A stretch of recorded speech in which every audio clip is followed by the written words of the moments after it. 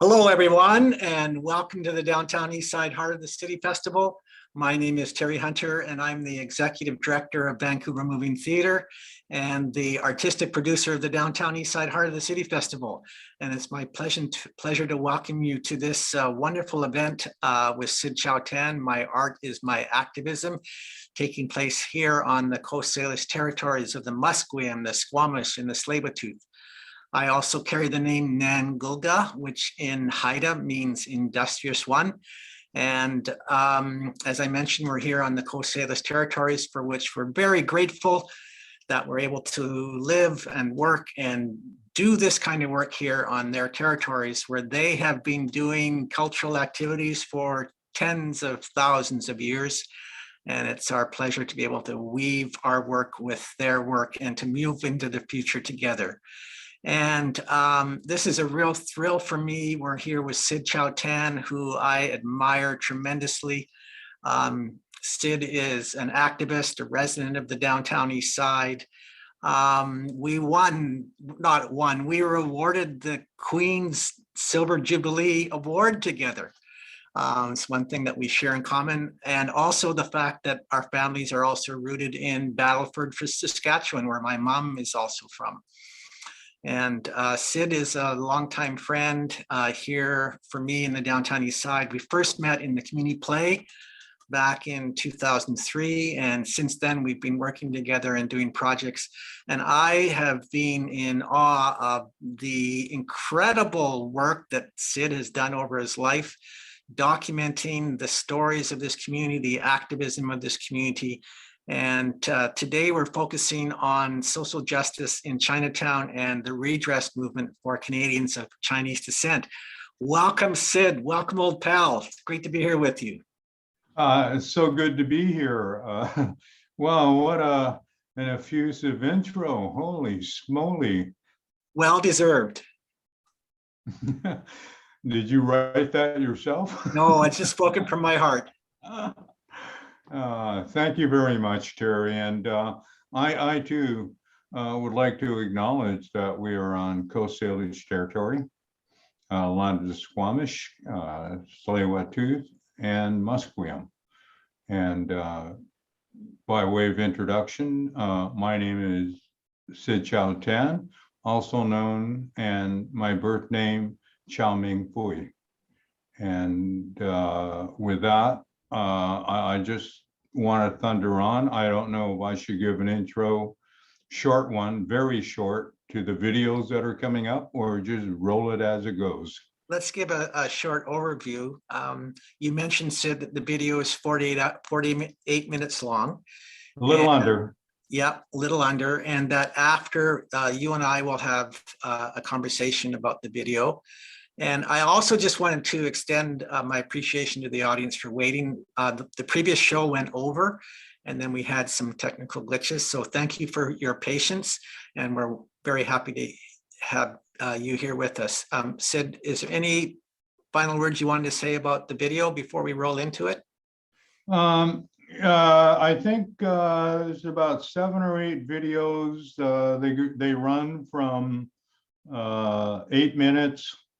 They include Jim Wong Chu, some of the actions that we've done here. And I have some questions to ask the audience actually later, as opposed to them asking me questions, which they can. And okay. What do you say? Well, we'll see you on the other side. Maybe on the other side. And there's a chat bar on the website, so you can enter your questions or comments there, and they will get relayed to me, and we can ask Sid and hopefully have some sort of conversation. So I think we're ready to roll, eh, Sid? I'm ready. I'm here. I'm ready. Roll it. Let the doggies roll.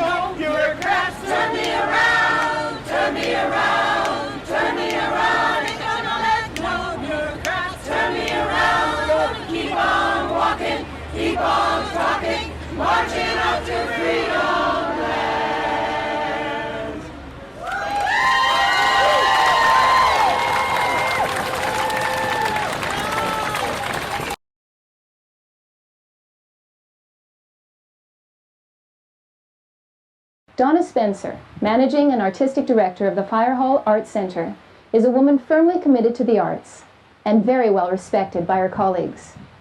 At least I think she is. 5, 6, 7, 8. D-O-N-N-A, D-O-N-N-A, D-O-N-N-A, and Donna was her name. Donna? Donna who?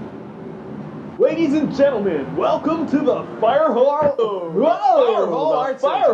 Center. We're your hosts. The artistic, and managing director, the wonderful Donna Spencer resides. Yes, sir. Let me take you on a tour of the theater. Oh, look at there. Donna is the only person I know who has her own bronze star outside the door of the FIREHALL, so that's important. And she's also been known to come into the Touchstone office and buy cigarettes, 2 for a quarter. Although she hasn't recently, it's true. That's Donna. Oh, Donna, oh, Donna.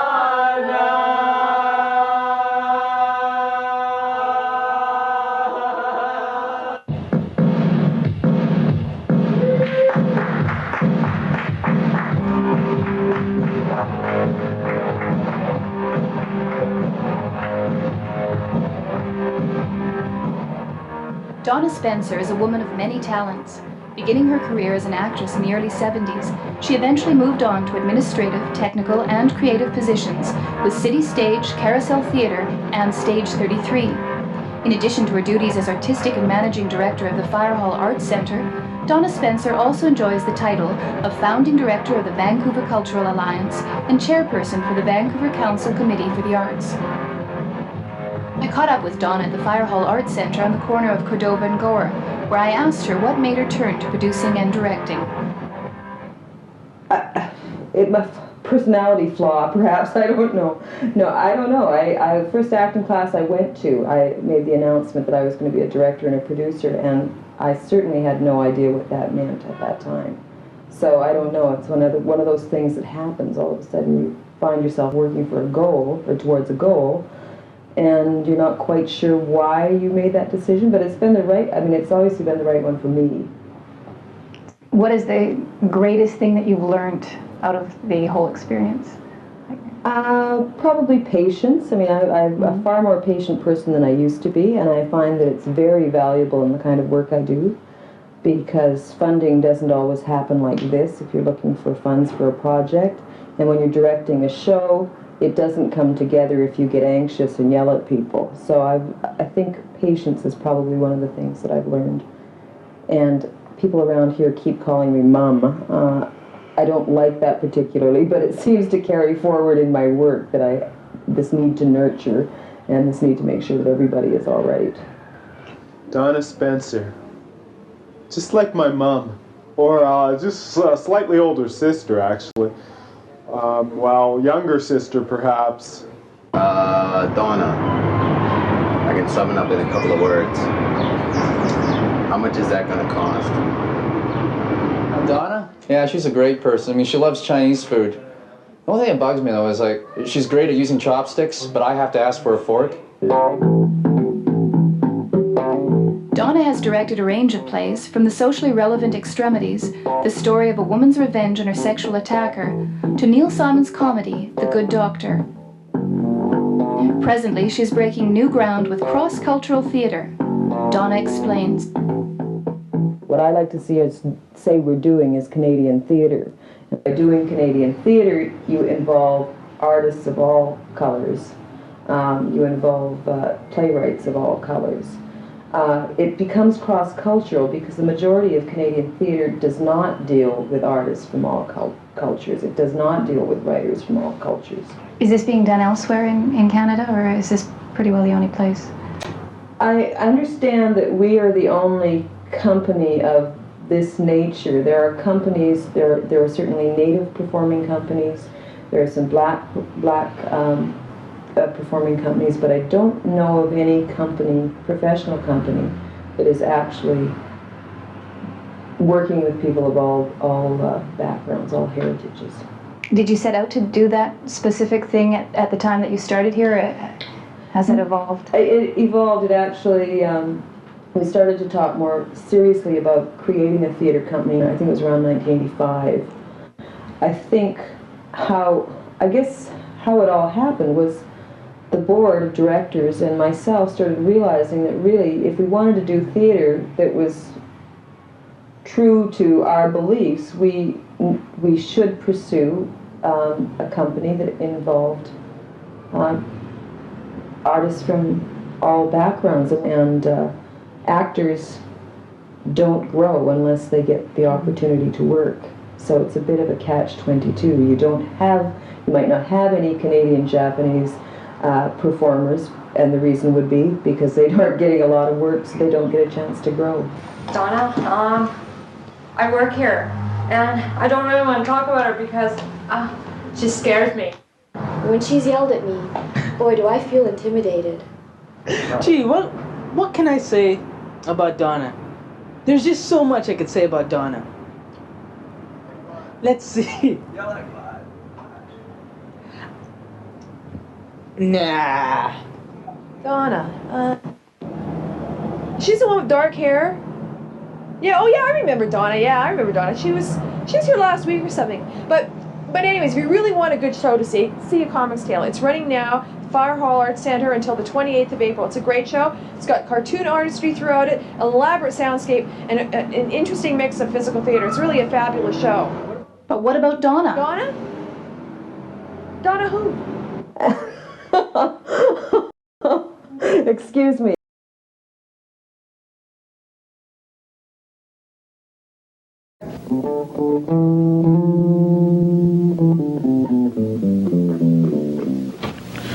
I see that you have a report on a book launching that took place October 24th at the Chinese Cultural Center. I was there for the launching of Tales from Gold Mountain, Stories of the Chinese in the New World, Paul Yee's new book.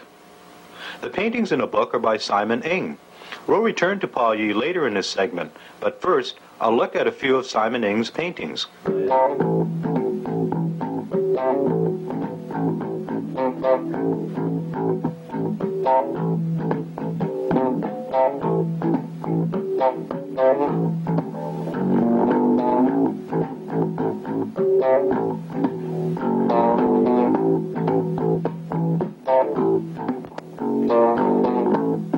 At the reception at the Chinese Cultural Center, Paul Yee talked about why he wrote Tales from Gold Mountain.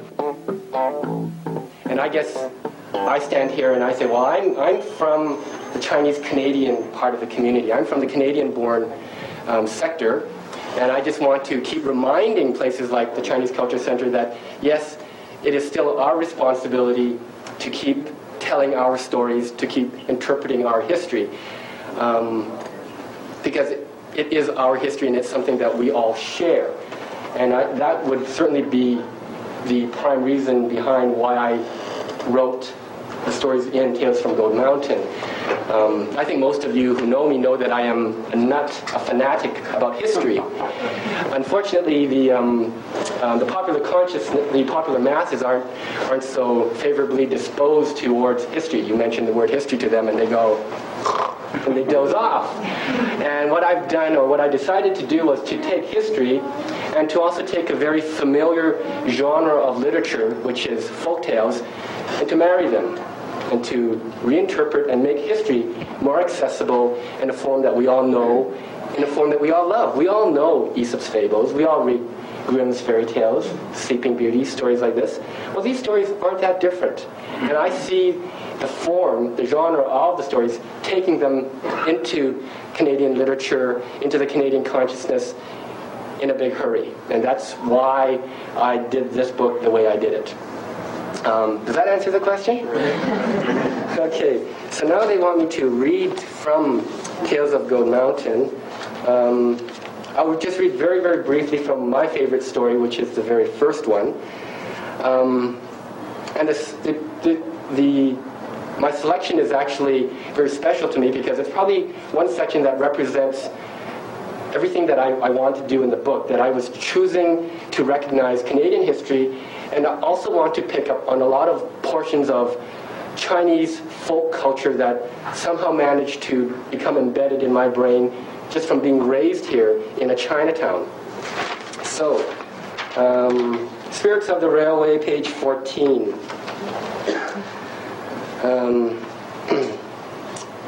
The scenario is a young man has gone into a haunted tunnel during the construction of the railway, and he encounters a ghost. The ghost is his father. His father's voice quivered with rage. I am gone, but I am not done yet. My son, an accident here, killed many men. A fuse exploded before the workers could run. A ton of rock dropped on us and crushed us flat. They buried the whites in a churchyard, but our bodies were thrown into the river where the current swept us away. We have no final resting place. Chu fell upon his knees. What shall I do then? His father's words filled the tunnel. Take chopsticks, they shall be our bones. Take straw matting, that can be our flesh. Wrap them together and tie them tightly. Take them to the mountain, high above the nests of eagles, and cover us with soil. Pour tea over our beds, and then we shall sleep in peace. When Chu looked up, his father had vanished. He stumbled out of the tunnel and blurted the story to his friends. Immediately, they prepared the bundles and sent him off with ropes and a shovel to the foot of the cliff. When he swung himself over the top, he was so high up, he thought he could see the distant ocean. He dug the graves deeper than any wild animal could dig and laid the bundles gently in the earth. Then Chu brought his fists above his head and bowed 3 times. He knelt and touched his forehead to the soil 3 times. And in a loud, clear voice, he declared, 3 times I bow, 3 things I vow. Your pain shall stop now, your sleep shall soothe you now, and I will never forget you. Farewell. So that's all I want to read. Everyone mingled after the reading, while Paul Yee began the inevitable autographing of books. He is also the author of Saltwater City, A History of the Chinese in Vancouver. As well, Paul Yee has published 2 children's stories, Teach Me to Fly, Skyfighter, and Curses of the Third Uncle. After signing autographs for a large and appreciative audience, Paul Yee was asked if he ever got tired of signing books. He replied, I hope it never stops.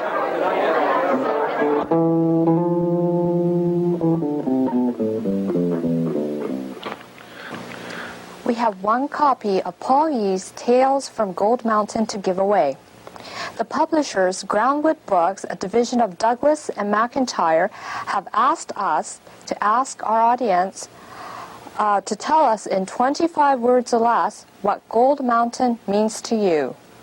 Send your answers to Chinatown Today, care of Rogers Cable 4, 1818 Cornwall Avenue, Vancouver, British Columbia, Victor 6 Juliet, 1 Charlie 7. That address again, Chinatown Today, care of Rogers Cable 4, 1818 Cornwall Avenue, Vancouver, BC, Victor 6J, 1C7. We'll announce our winner next month.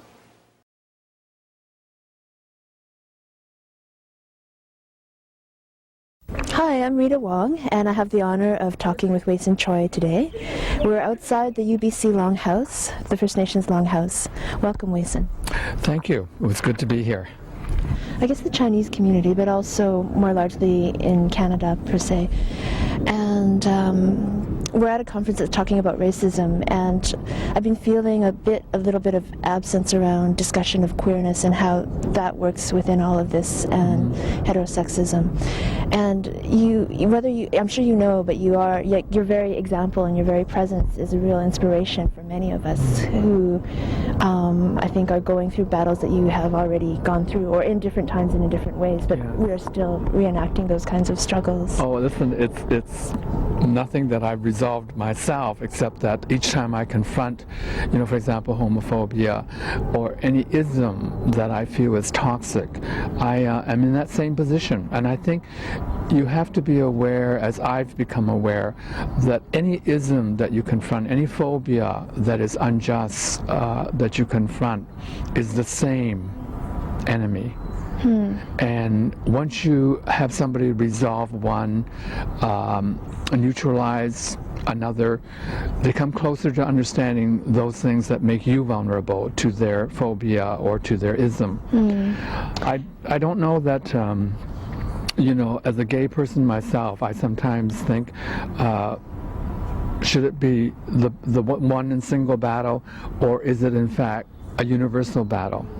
Doesn't have to do only with sexuality, but with racism, with ageism, because now I'm 64 and I'm realizing, oh yeah, there's something going on here when you get old. And of course I knew that, but now I know that I'm here now and it is a different battlefield and it's the same one at the same time.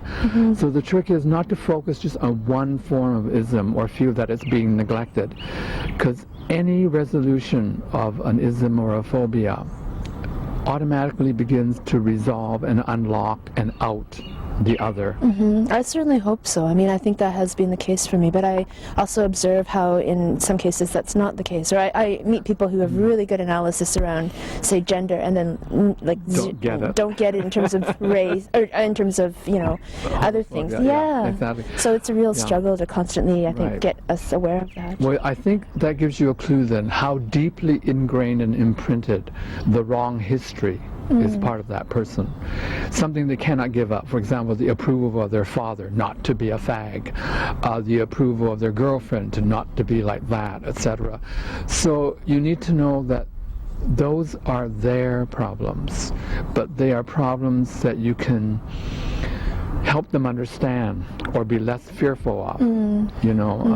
I can't imagine how many times I've walked into a classroom of mostly boys, technology boys, when I was teaching that area, and here I am, and it's clearly who I am, and they're going, and I love it, because I think, you just wait, Henry Higgins, because we're going to teach you something, that this is a human being that you can respect. And that's it. And to me, it's not sexual orientation or racism. It's get to know me. And I'm going to get to know you. And let's work to challenge what we don't understand about each other. Easier said than done, and a very difficult path to choose, especially if somebody is so toxic. But when people are extremely toxic, you should walk away. You shouldn't be stupid about it. You shouldn't be stupid about it. And if they're dangerous or they're going to, be violent, you walk away. But most people aren't. Most people are waiting for somebody to say, take this fear away from me. Well, I think that's a good place to stop with those courageous words. Well, I don't know if they're courageous, but they certainly have guided me. Thank you, Wayson. Thank you. So good to be with you. Thanks. Saltwater City is Vancouver for the low IQ. Saltwater City is TV for me and you. Independent community TV, beaming into people's living rooms to set them free.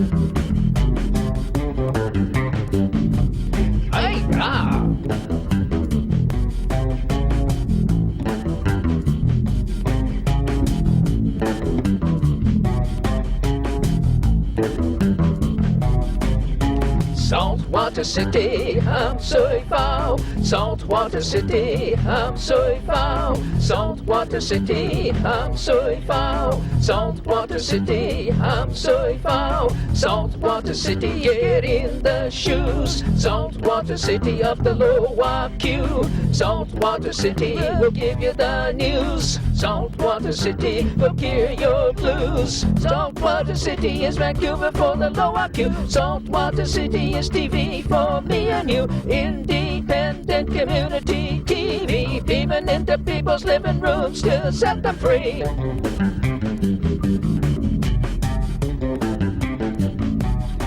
Hi-ya!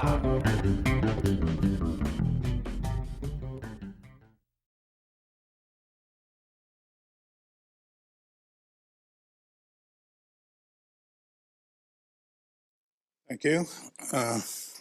First, I'd like to acknowledge the Coast Salish First Nations, the Tsleil-Waututh, the Musqueam, and the Squamish, on whose unceded territory we're having this meeting. I think, as Dave Dewart suggested, this is a very important point that we should be making, that we are on stolen land. Yeah. My name is Sid Tan, and I'm a 35-plus year resident of Vancouver. Post-Expo, I lived in a single-room occupancy off and on for 10 years. I've managed to get stable housing. I'm a renter, and I very much appreciate being a Canadian and being part of the political process, something that was not always available to my family. And maybe this is what I want to talk about. But first, I think it's really important to understand that I am a disenfranchised member of the Downtown Neighborhood Council. I am a founding director of the Downtown Eastside Neighborhood Council. And yet, in the past 8 to 10 months, there has been no engagement. And in fact, I've been told that I'm no longer a member. So as you go through this lap process, I believe that councillors and the mayor should actually take a look at what has happened at the Downtown Eastside Neighborhood Council. I think this would be very important to look at the process that we are engaged in, because I am here to speak from my heart, because we are talking about the heart of the city. We are talking about the soul of the city, the Downtown East Side, which I can remember was called Skid Row before a number of activists, including Gene Swanson, who's here, turned it into the Downtown East Side. And I think it's really important to remember that these struggles are what has made the Downtown East Side such a destination for yuppies, for yuppie larvae, and for the hipsters. This is why people have put decades of work into this community to build an arts community, to build a caring and sharing community. What I want to know is, how is this reflected in the lap? How is this sweat equity?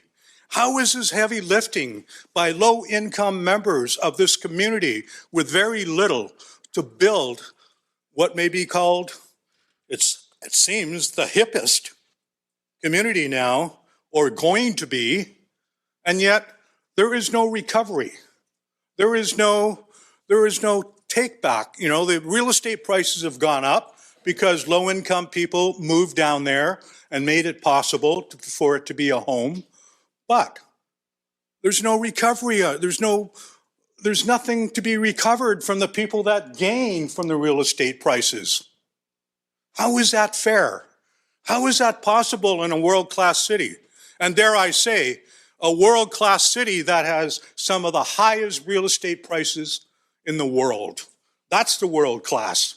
I'm talking about a world-class city with social housing. I'm talking about a world-class city where it's affordable, except for the help of friends and people that I've established relationships with. But for the grace of God, I would be living in the Downtown East Side in an SRO now. This is why I put the time and effort into helping the low-income community. I am low income, so why wouldn't I do that? And this is the thing that you have to ask yourself. When you become world class, does that mean you exclude low income people? Because I've gone through a lot of this stuff, the 60-40, all these numbers, all these things, you know, honestly, I can't make sense out of them. And I know I'm not the smartest knife. I know I'm not the sharpest knife. But I can't make sense of it, and I've talked to a lot of people that do. We are talking about, I guess, what would be famously called weasels. We're talking about wanking. We're talking about things that city staff and people, developers can go back and change. There are no guarantees. Where are the guarantees for low income and affordable housing in this lab? Thank you very much. Thank you.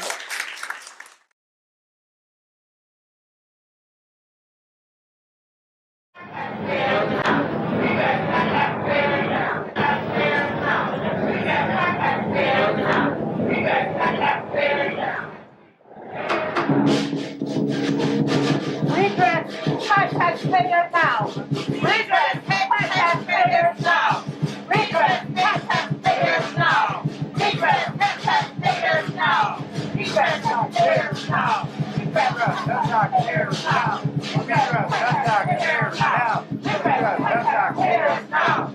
Redress, taxpayers now. Redress, taxpayers now. Redress, taxpayers now. Redress, taxpayers now. Redress, taxpayers now. Redress, taxpayers now.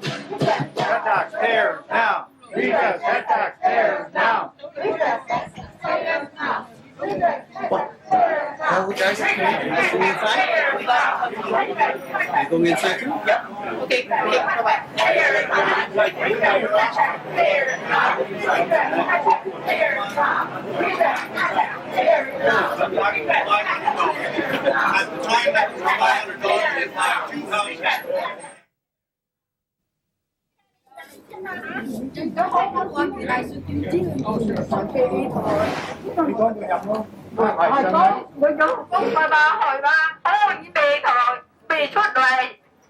Chỉ thấy na, ung đến na, anh ta chẳng quay ăn thôi đó, hay mà, chẳng quay mượn đấy, cái gì này sự kiểm chứng cái gì nó hả rồi, chẳng quay, vậy nó, anh chiếc bóng qua, rồi hấu lộ hỉ ra, dâu rồi ô phương chất gì khéo oi chẳng cha lù bà, rồi nó lú ra uống lại của con, chứ mà nó hay gì nó chăm chứ thôi, ơi cả thời tập trình. Chứ anh cho hoa hay chỗ giả hoa nó người dân phải phân quản cái gì nó con kìa.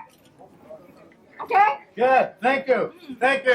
Oh yeah. Oh yeah.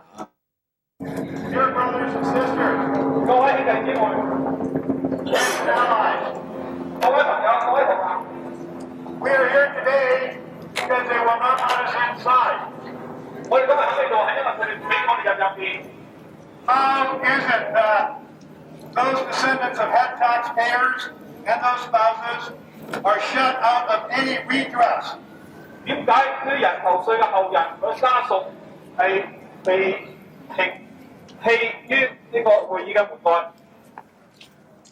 is it that the government and its apologists and lackeys continue to humiliate our people? 點解呢啲政府嘅官員繼續喺度lackeys 藐視同埋藐視我哋 servants and their servants, yeah. And their servants. 同埋佢哋嘅 How is it that the government and its servants 所有政府嘅官員 can cook up this kind of deal and keep us outside? 同埋佢哋嘅同路人可以將我哋呢啲人遺棄喺出邊。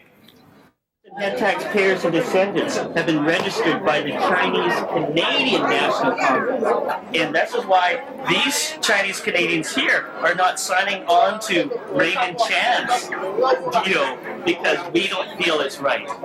I thought I should go in and report and find out what's going on inside. But I think it's more important to stand out here and be a voice.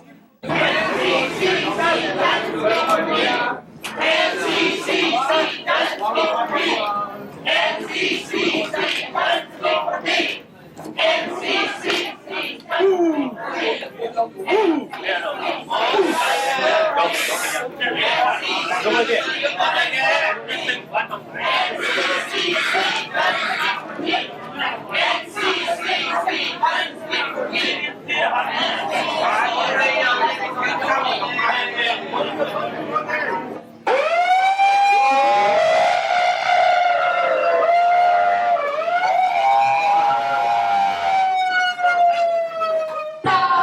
want. What is our dues? We want redress for the head tax blues. We want redress for the head tax blues.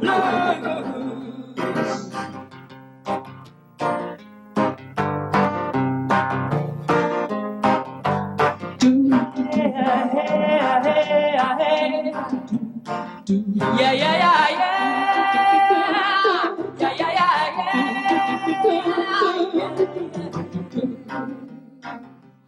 All pulled together, all communities in Canada. An apology is an apology. There should be no preset conditions. The taxpayers and their descendants must be negotiated with.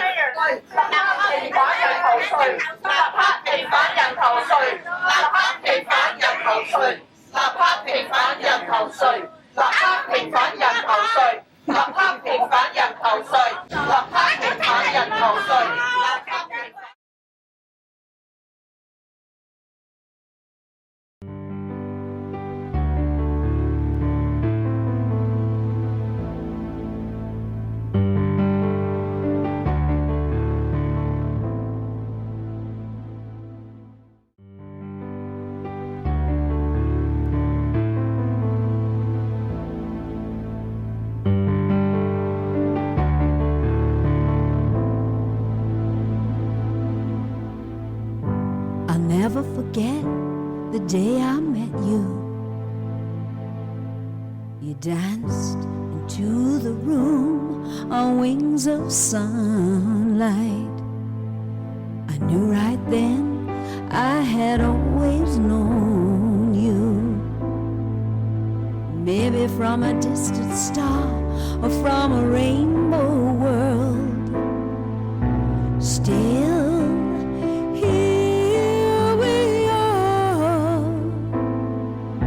believing in fairies and all the good that follows. Still, here we are.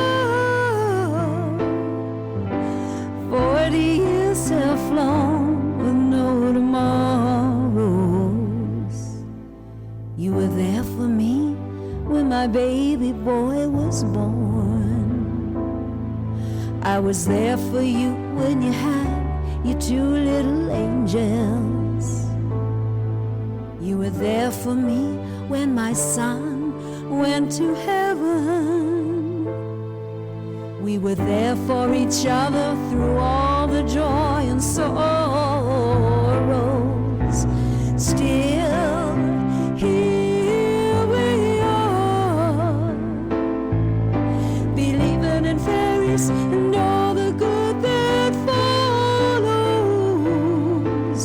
Still, here we are. 40 years have flown with no tomorrows.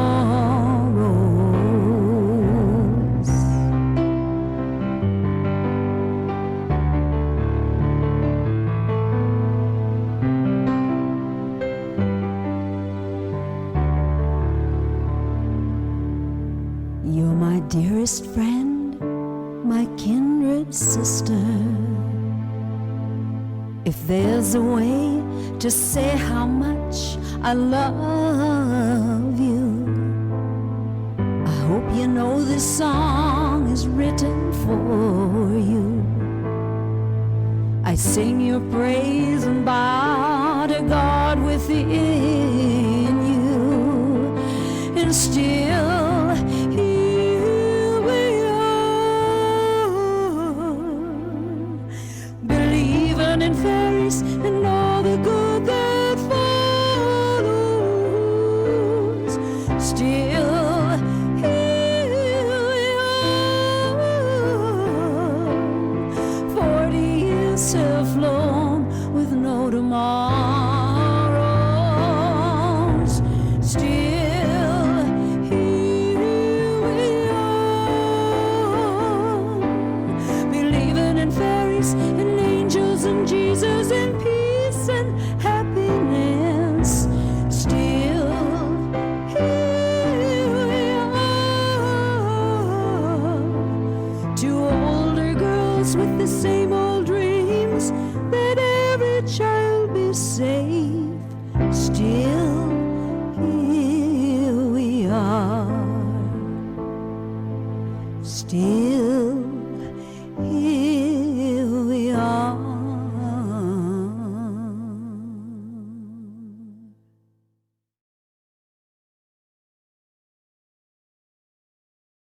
What's the story with this Guangdong stuff?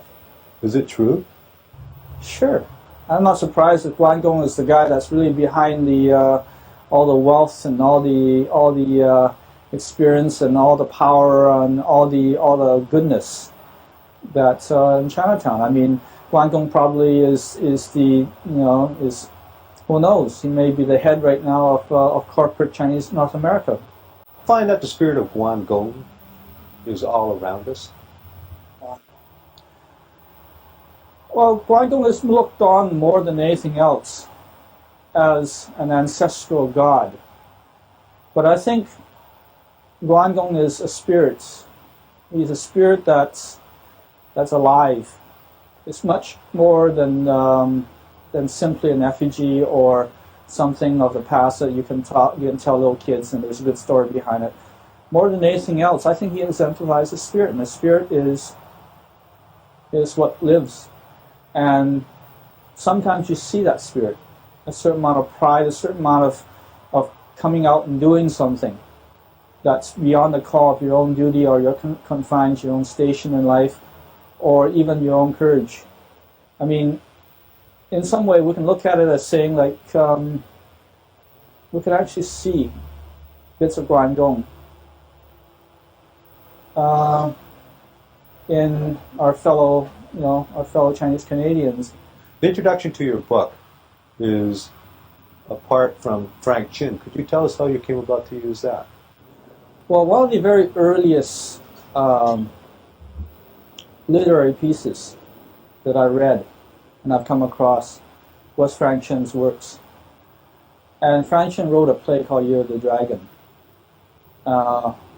It itself is one of the most powerful plays that and pieces of literary work that I think, even up to now, I think it stands, and still very few people, very few writers have reached that level with it.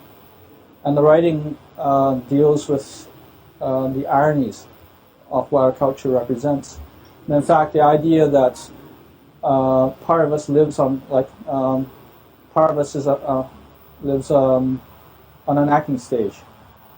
We're put up, we're Chinese, we're different, and sometimes we exploit it, for various reasons.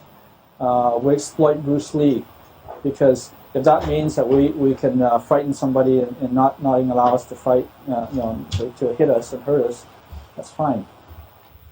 Tradition is a very introspective poem. How did you come about to write it? I've often thought about the idea of culture. And culture is such an elusive thing. People say that culture is something that comes out of books, out of artwork, things that people can see. And I've often thought about that.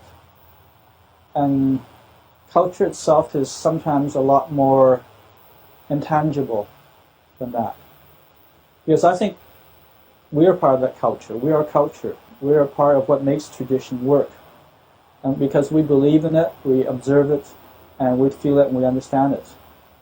Or we intend to grasp for it. And one time I was eating this zhong, and I stopped for a minute and it dawned onto me that I don't know why I'm eating it. And why do I have to eat it? Not because it tastes particularly good, but it was sort of part of habit. And then I looked at it longer, and I realized that there was a poem in it.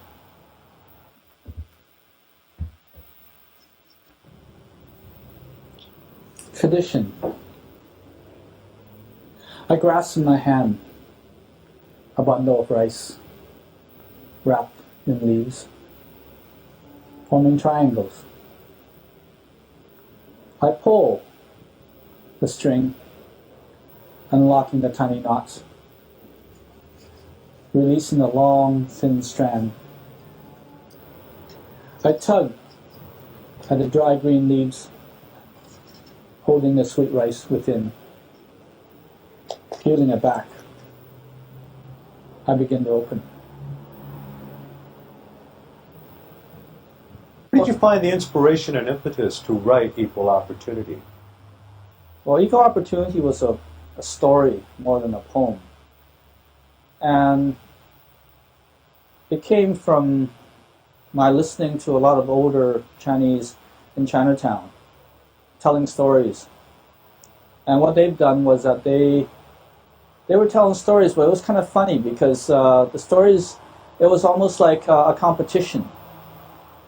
It was a story, and they were all funny because they were talking about each other's experiences. And the competition was to see how much pain each person has endured.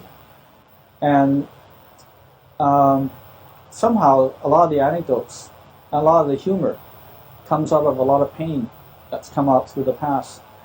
And Equal Opportunity is a bit of irony. I don't know whether or not it's entirely true that these instances, and possibly it could have all happened, some time in Chinese North America, because there is a lot of time. But it's ironic because the Chinese, in fact, gotten something out of it. Equal opportunity.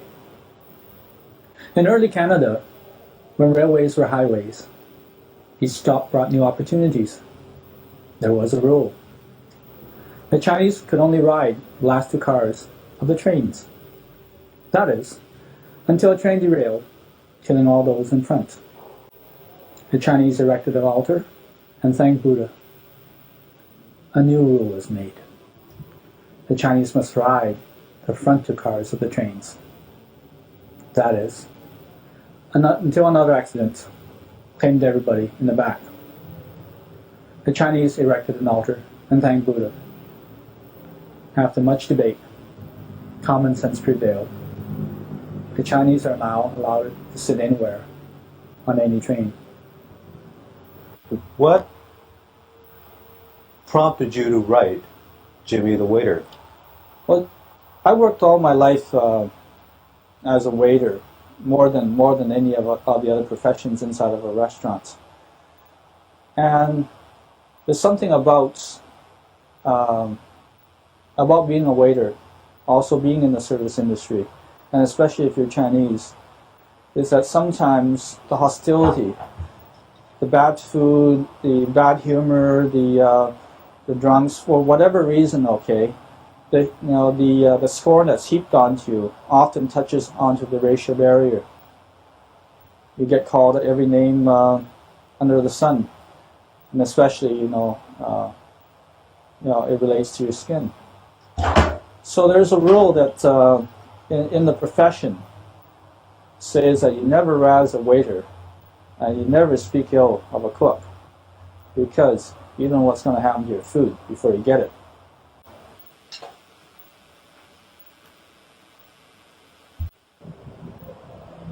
Here's to Jimmy the Waiter.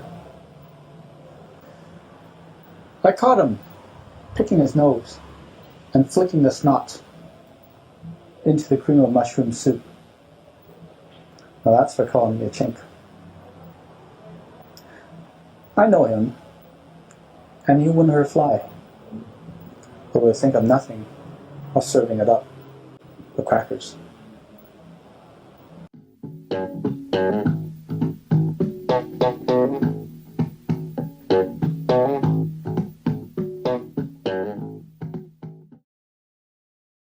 Social action, redress right out in the streets, to profiling major artists from this community like Paul Yee.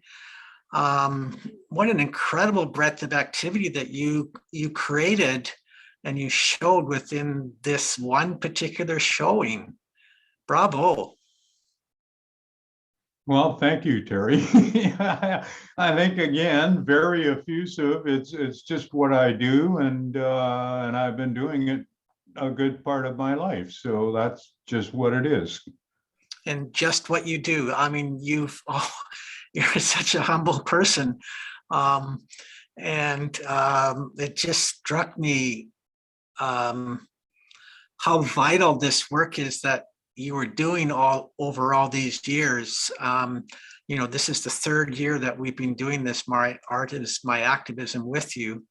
And every year I'm just amazed at the breadth and the depth and the quality of what you did, and its embeddedness in community, and being with the people of Chinatown, being with the people of the downtown east side, and walking with them and giving them a voice. And I've just come to really realize and appreciate this incredible archive, 30 to 40, 50 years of footage, decade after decade, that you captured here in our community. What an incredible legacy. What are you doing to have this archived in a way that the public can be able to access this material, the academics, the people in the social movement, so that we can learn from this past? Where in the future, when you've crossed the river and I'm no longer here 40 years from now, and where are we going to be able to see all this incredible footage? Well, for now, you're not going to. That's just the way it is. A lot of the tapes are demagnetizing, oxidizing. I'm talking about tapes on reels. Some of that stuff, the family stuff, a lot of it was done on Super 8 and regular 8. I mean, we're talking about film back in the 70s, which was consumer, well, not low-end consumer film. It cost money to make Super 8, like relative buying tapes and things like that. But I had kids, and nothing could ever replace those. I do have those archived on my own. I have about 60, 70 reels of 5-minute Super 8, and I got my father-in-law's, or a part of my father-in-law's collection from Agassiz, British Columbia. They have a mountain there named Michalowski's Mountain, Julius Michalowski. He and his daughter-in-law thought I was the best person to hold on to him, and I'm holding on to him. I don't know what happens to Super 8 and regular 8 film, though. I'm not even sure. I know that tapes oxidize and demagnetize. I'm learning that the hard way. And you, a number of years back, you dropped off a huge trunk of videos at my office and said, "Here, keep these for me, will you?" And I believe, and I haven't opened them up. I mean, they're sitting in there in the trunk. Well, that's just a fraction, Terry. What I gave you, those 8 boxes, and they were like file boxes, bigger than file boxes. And what's in there is maybe a 20th of all the tapes I have stored, which I've been storing for years and years and years, and costing me thousands and thousands of dollars. But that's the price you pay for what you do, if you want to save it. And I think, if my memory serves me right, you said to me that a lot of the videos in there is of footage that you shot during the Heart of the City Festival, of different productions that we've done. Is that correct? Or am I? You have the archives. Those 8 boxes, more than half the tapes include the Heart of the City stuff, including some city opera stuff, like we got the Pantages theater, the old theater, and had a newspaper in there one time. I think it's on that tape. Charles, like what I call Chucky. Chucky's Beg, Borrow, and Steal. Chucky Barber, Dr. Chucky Barber. Yeah. I've been helping him over these years, and we did a fair amount of stuff with City Opera of Vancouver.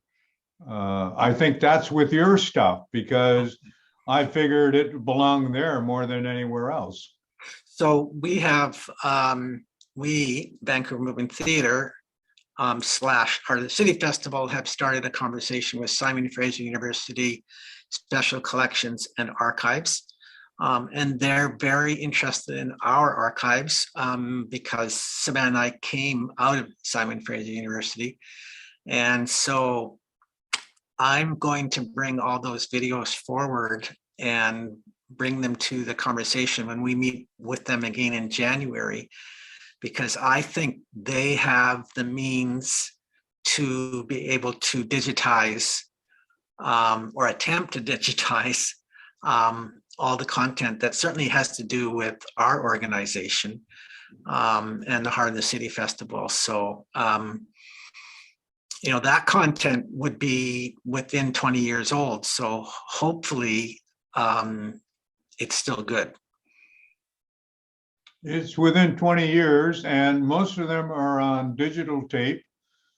Not most, but some of them are on digital tape and some of them are on beta tape. So I think I started working with you in 2001, 2000, turn of the millennium, at the in fact, Elwyn was on stage in the community play. Elwyn is here. Yeah. And the tea is bitter, and we have that. We have the tea is bitter, and I think we have parts of the community play. Okay, that's good. That's, yeah. Okay, I'm just going to jump into the chat because we have a question here from Helen. L is the initial for the last name. It says, "Hi, Sid.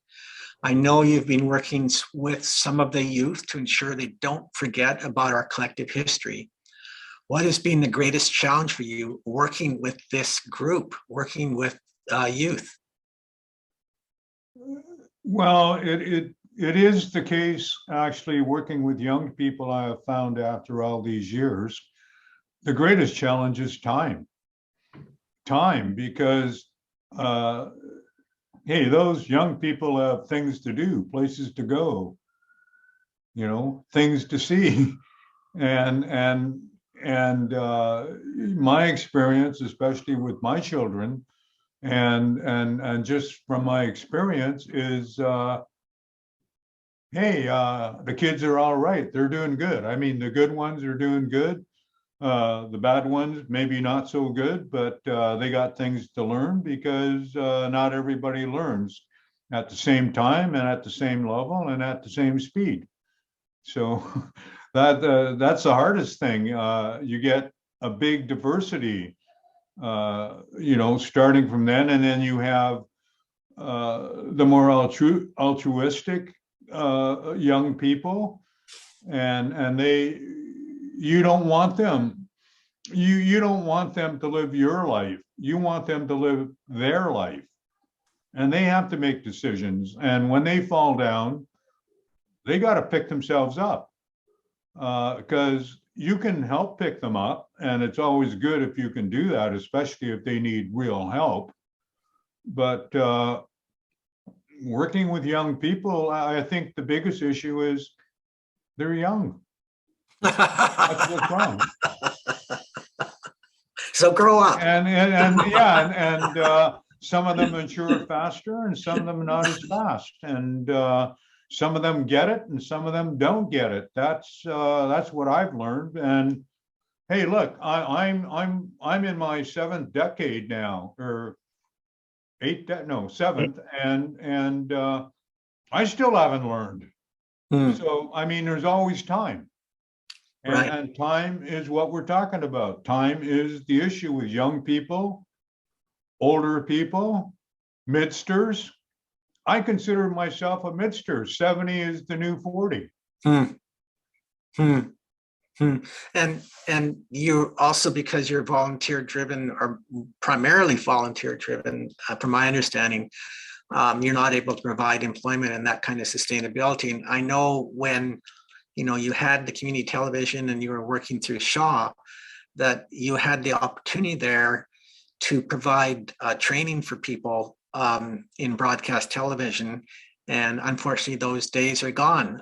Shaw got rid of that. And so you don't even have that capacity anymore to provide that kind of training for people. Well, there is a little bit of that capacity coming back. I formed a charity called Full Figure. I did not form it. It was formed by a bunch of women, very creative and brilliant women, included among them Sharon Heath, who you may know, who's an actor, graduate of the National Theatre School. She's a high school drama teacher. And they formed a company, and they did Two Blonde and Two Blonde 2 and, you know, cabaret stuff, and formed a company called Full Figure Theater Company Society. And we took over that charity. They had their own tax number. So we now, when I say we, Full Figure Media, of which I think I'm past president, and I've served in a number of positions. And part of that is going to be doing our community history with the charity number. Okay.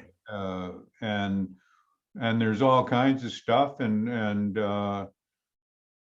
you know, you can only do your best, like the old wolf, you know, the wolf cub, you know, you know, Akela yells, Akela is the leader, and yells when he wants to call the cubs together, he goes, dib, dib, dib, do your best, DYB, dib, dib, dib, do your best. And the wolf cubs go, we'll dob, dob, dob, do our best, we'll do our best.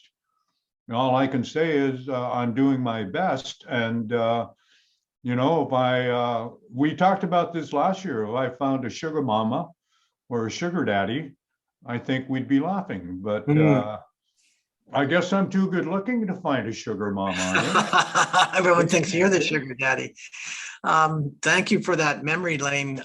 Dib, dib, dib, dib, dub, dub. I was a Boy Scout, and I was not. I was a troop leader. I think one of the only. My first award was the Boy Scout top Boy Scout award in Nelson, BC, when I was 8 years old. I was a sixer. I was a Wolf Cub sixer, and then I decided to concentrate on academic instead of tying knots and canoeing and getting badges riding for your horses shoulder. and stuff like that. Okay, so back to some serious stuff here. We've got some great questions coming in. This is from A. Tang. Hi, Sid. Thank you for your continuous contributions towards the Chinese community. I'm wondering about your response and reactions to the rising anti-Asian hate crimes in Vancouver. Well, to put it bluntly, whoever asked that question to you, I said, I frankly think we'll always be chinks in this country until we can show our strength, until we can achieve honor, until we can show that we're here. We're here. You deal with us, call us a chink, call us whatever the fuck you want. Call us whatever you want. You know, we're going to get up. We're resilient. We've been here for 150 years and more. Take your best shot, buddy. Take your best freaking shot. We helped found this nation. Call me what you want, but call me for dinner.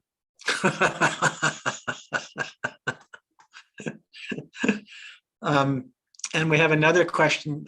It's not a statement, but just to let you know, Celeste Incel. Sid, I'd like to talk to you sometime. I recently met some young Asian people who want to start a digital archive.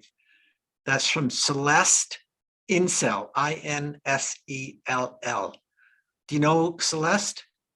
The name sounds familiar. Okay. Celeste, if you could somehow get your contact information to us, you could email Sid, what's your email address? Chow Tan's, CHOWTANS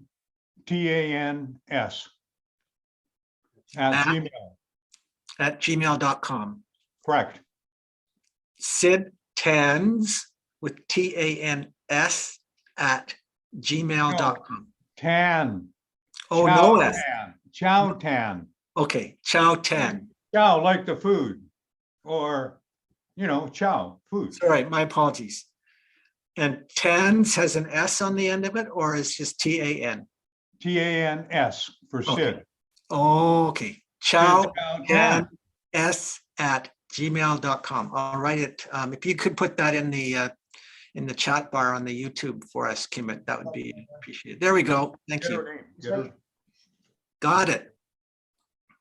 No. So, Okay. Sid, one of the things I wanted to ask you about, because as I mentioned at the top, I'm just awestruck by what it is that you've done. Oh, shucks. Volunteered, it was all most part volunteered. What drove you, sir? What was the fire in your belly that drove you? Money.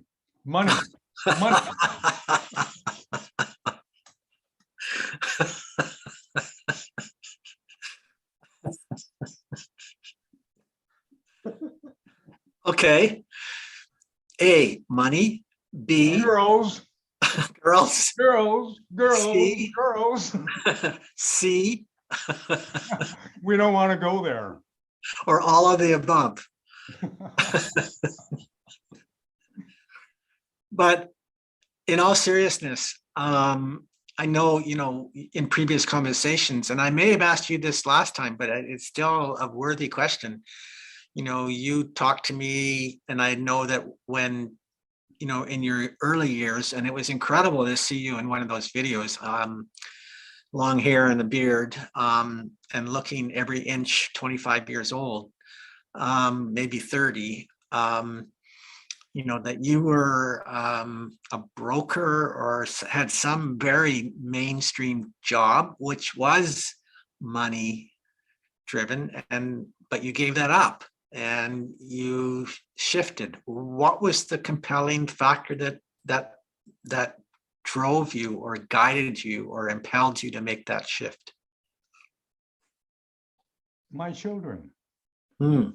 My son and daughter. Mm. And now my grandchildren. And I'm glad I made the shift. I used to be a registered representative for Thompson, Nesbitt Thompson, one of the major brokerage houses in Vancouver, in Canada. They're an old British, I don't know, they were bought up by the Bank of Montreal or they were bought out by somebody big. And, you can only have so much money.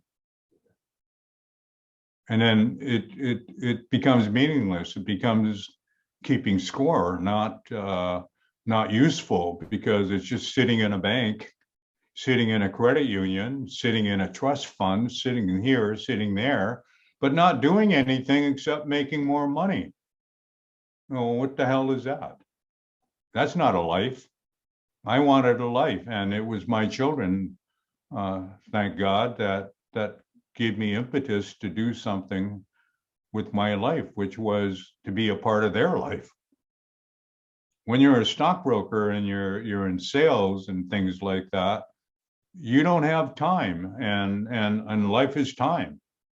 Life is time to smile, and I've been doing that ever since.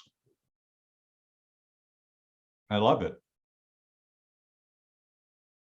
And you mentioned your children. So what was it about and having so much money? So it sounded to me like what you were talking about was the value of family and needing to spend more time with family, which I think also implies community, which is something that I very much also trajectory I went on when my son was born. That's what got really connected with the Strathcona community and then the Chinatown community. So could you talk a little bit more about that, Sid?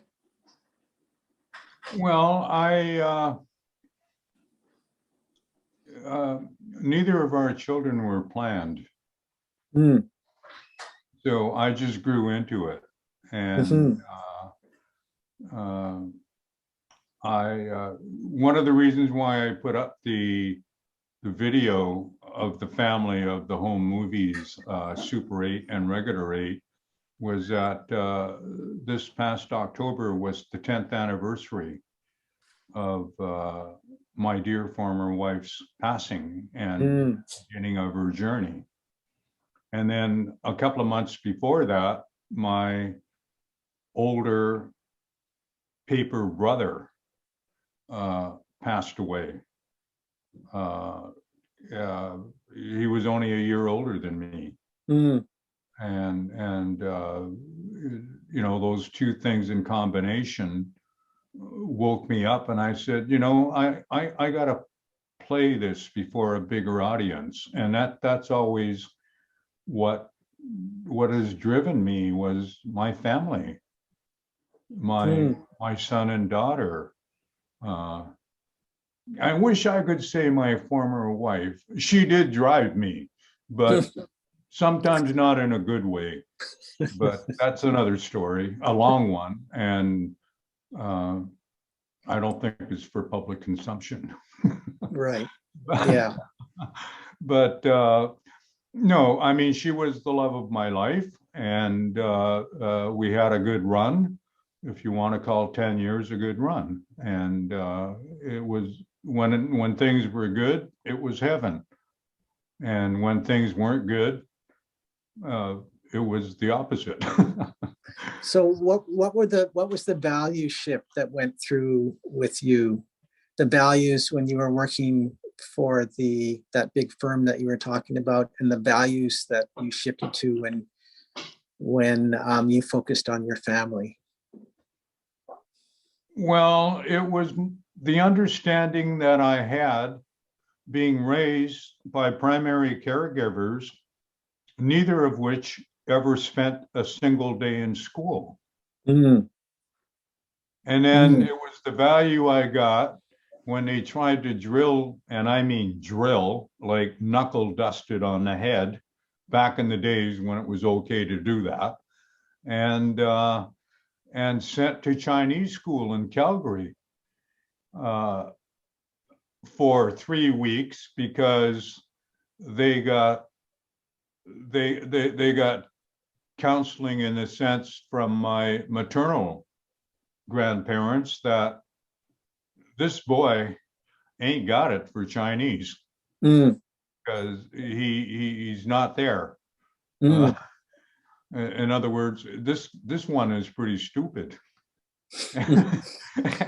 And that's the way it went. And then I spent a good chunk of my life, you know, trying to learn things to prove I wasn't stupid. And then I realized, hey, I may not be the sharpest knife in the drawer, but I'm definitely not the stupidest.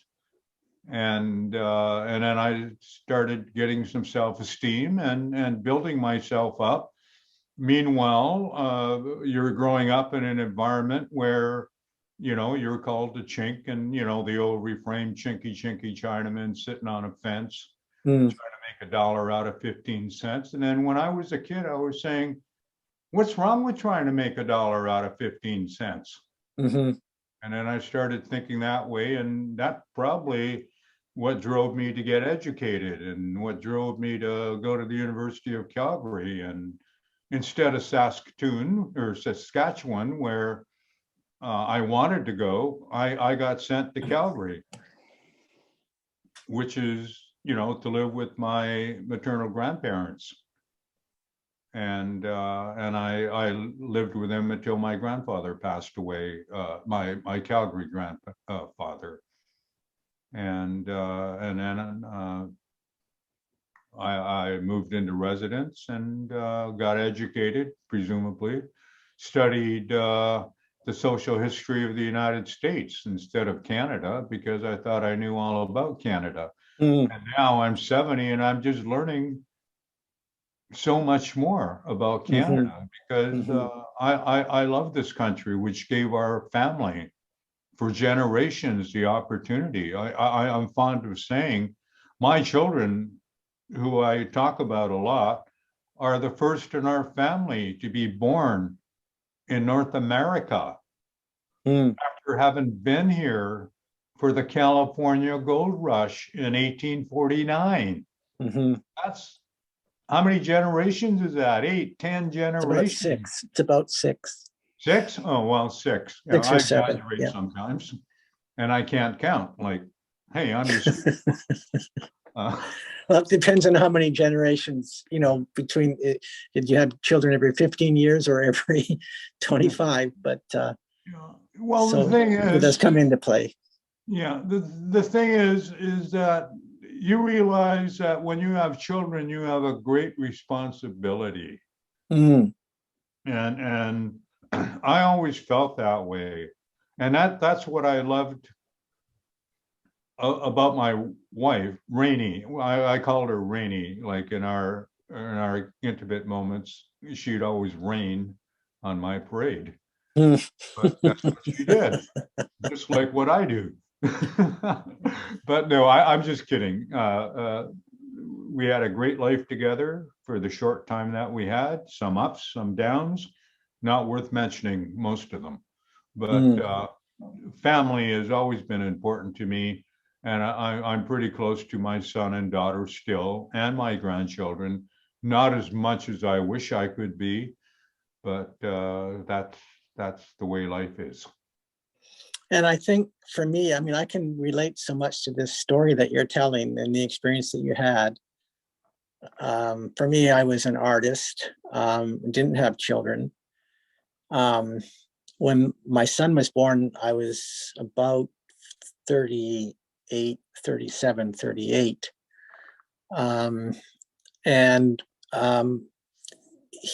His birth and his being a part of our family was really crucial in how we became connected to community.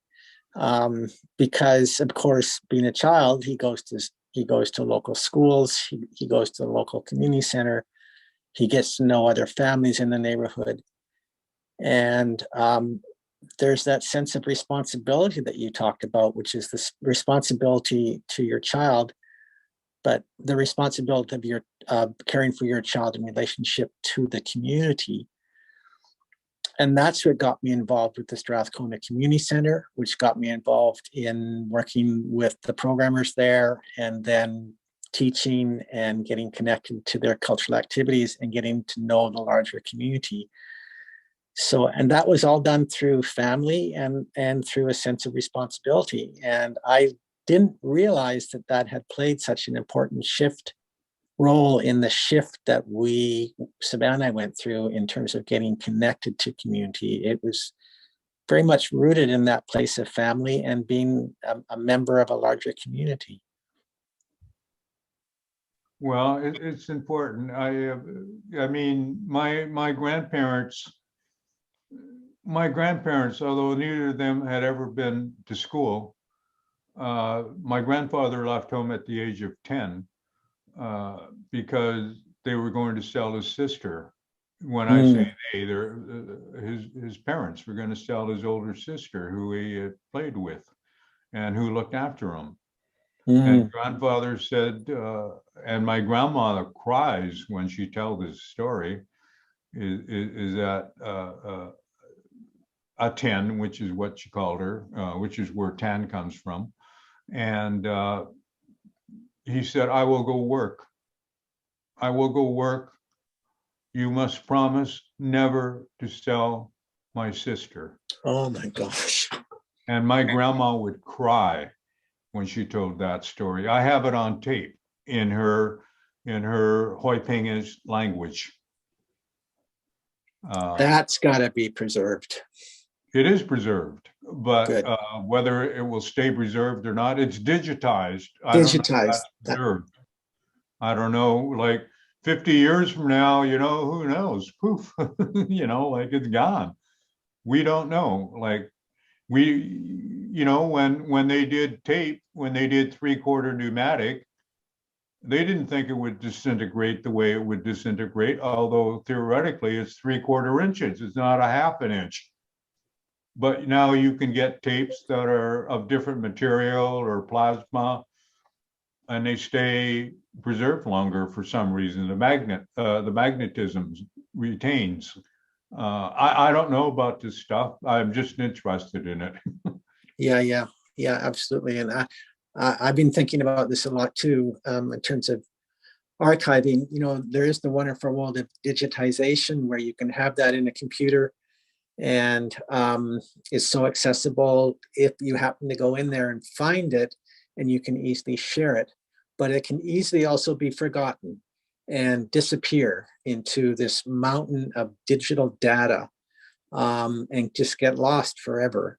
And I think there is something to be said about the value and the importance of having hard copies, and to writing these words down and putting them on paper and putting them in a binder or some visible object that can sit on a shelf or some place that is visible, in a memory trunk or something. But I just think it's important that these archival pieces are maintained in a number of different mediums, because they all have different benefits and accessibility points. And I would also say that they need to be shared widely amongst a lot of people, in hopes that at least one will keep it or know where it is or remember what it is. Well, that's what I've been trying to do. I've been able to go back. I've got, I was one of the, I think I was in the early stages of YouTube in '95 when Ken Saro-Wiwa and 8 other Ogoni activists were murdered by the Nigerian government. They were hanged. And that got me started in activism. A bit like I said, well, this is very simply, this is not right. It's unjust. And Prime Minister John Major of Britain called it judicial murder. And that got me going, and it got the Ogoni Solidarity Network going. And we did that, and we've been boycotting Shell ever since. That's 25 years now. Mm-hmm. I must admit, when I used to drive, I quit driving in '97, but because I lived in the city, and urban transportation was pretty simple, and I don't know. I'm starting to mutter and ramble now, but. Your lifestyle, how you get and spend your money and where you spend it and who you help with it determines pretty much the kind of world we're going to have. Yeah, so true. And where was that little, and again, maybe we talked about this before, but I can't remember, and I want to ask it again because it's come up for me now as I think about your story and your history and the shift that you made. And now I'm finding about, how you were inspired by this activism and the death of these activists, and how that triggered your own particular involvement in the social justice movement. What was the moment or the trigger or the place where you came to start to begin to use broadcast medium, television, cameras, audio? How did that begin? I was asked to host a show. What kind of a show? Yeah, people knew I was selling advertising. The thing is if you can sell advertising, I think I said this last year, if you can sell advertising when you don't speak the language or read it, and you're selling it in Chinese print, you got to be pretty damn good, as a salesman. And I've always been a bit of a salesman and cheerleader. That's why I was hired to be a stockbroker, because they recognized something in me that I could put concepts and actual on the ground sales together. Right.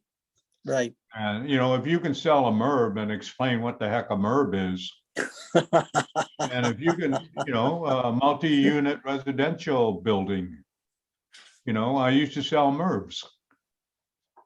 They're I called, don't even know what a MURB is now.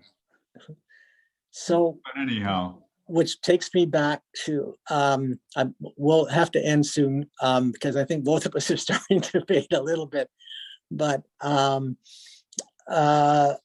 have to say, when I saw you speaking in front of City Council, I was so struck by your articulateness, your passion, your ability to communicate and to speak from the heart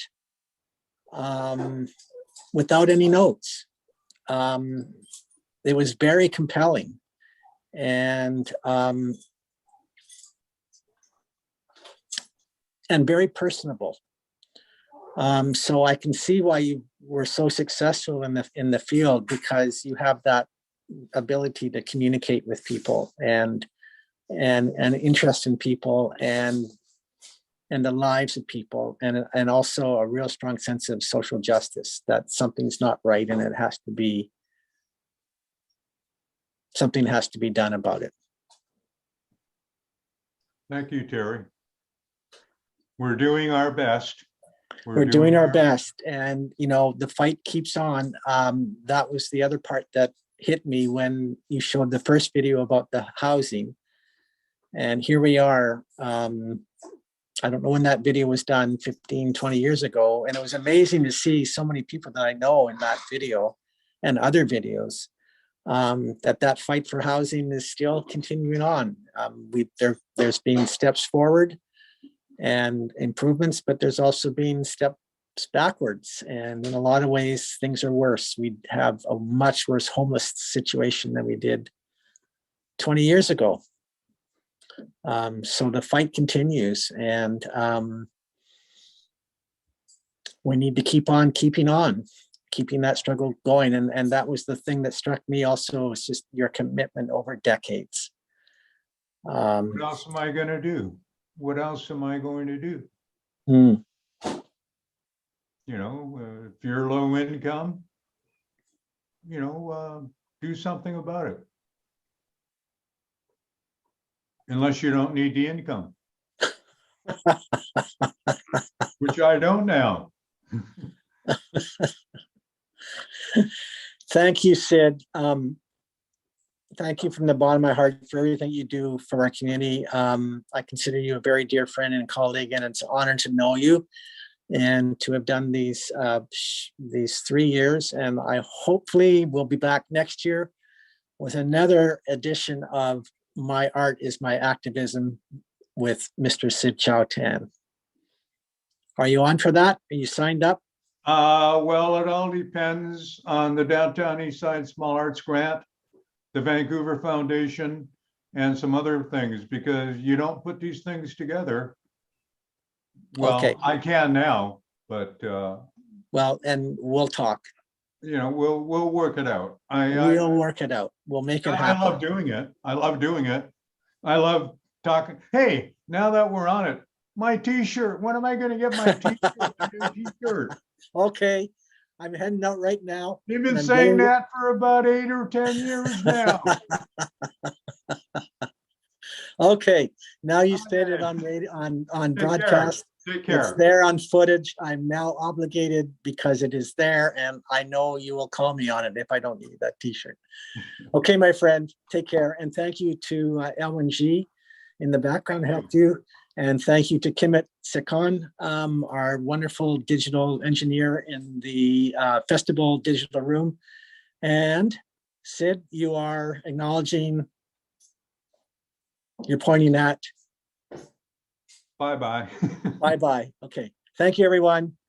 Safe Bye-bye. journey home. All the best to you and your families.